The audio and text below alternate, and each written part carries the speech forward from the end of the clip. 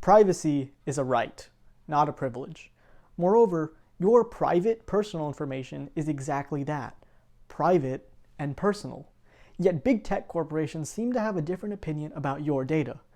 In the past decade, it's become easier than ever to find people online, as everyone these days has a public social media account, whether it be on Facebook, Twitter, Snapchat, Instagram, WhatsApp, or maybe even all of them.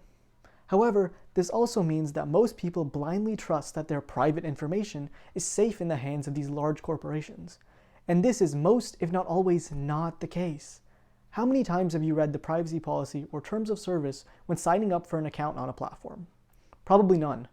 We all just instinctively click "I accept" without even batting an eye.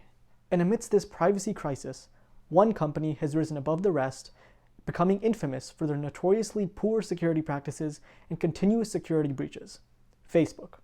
Due to the rapid expansion of Facebook's digital domain in the past decade, the safety of individuals' privacy and personal information has been severely threatened, making it absolutely necessary to become cognizant of who has access to your data, as well as the preventative measures that can be taken to secure yourself online.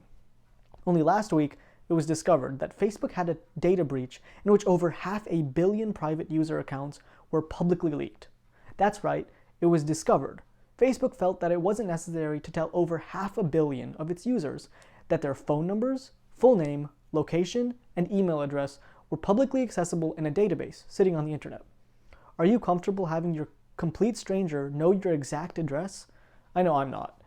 There are an endless number of malicious use cases that open up when this kind of information is public. For example, currently, when you get a scam call, it's quite easy to tell that it's a scammer and not a real person calling you. They tend to always follow a general pattern of car insurance or wanting your social security number. But with this information, scammers can address you directly with your full name and exact address, making it almost impossible to differentiate between the legitimate and illegitimate inquiries. Hackers can also use this data to impersonate you and potentially steal accounts that are associated with a leaked email address. It's surprising how far one can get with just your full name and access to the leaked email. What's scarier is that hundreds of millions of people don't even know that their data is compromised. And this is the core issue with Facebook. Security breaches happen, and this is to be expected as even cybersecurity professionals make mistakes. New network vulnerabilities are being discovered every single day, and there will always be hackers who succeed in exploiting a system. However, it's the steps that a company takes after the incident that reveal their true colors. Facebook has continuously refused to notify users upon data breaches, as these incidents are found much later by third parties. How can you protect yourself online if you don't even know when and what personal information has been lost? Unlike other large tech corporations like Google, Facebook is not transparent about their data use and privacy practices.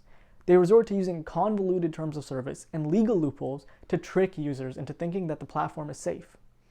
Another common misconception is that people believe if they do not have a direct account on Facebook.com, then they are completely safe from these data breaches.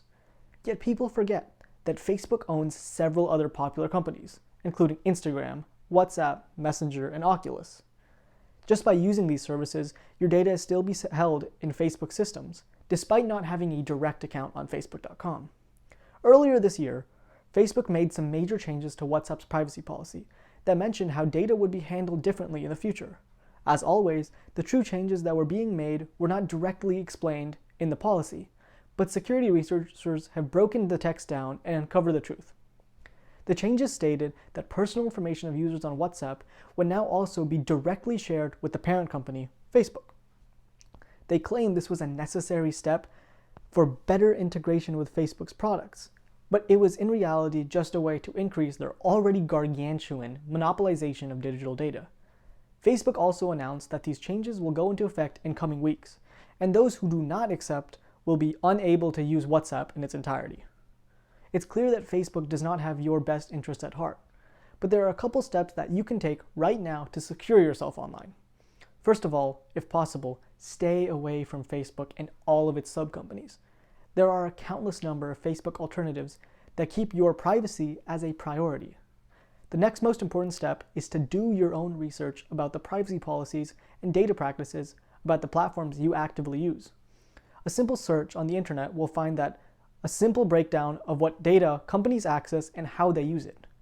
One simple general rule of thumb is to remember that if a service is free, then you are the product. Your data is always being utilized for financial gain. Otherwise, logically, how else would these corporations make a profit? When on the internet, stay cognizant and be cautious. Staying notified on the latest security developments is your best bet on keeping your private information private.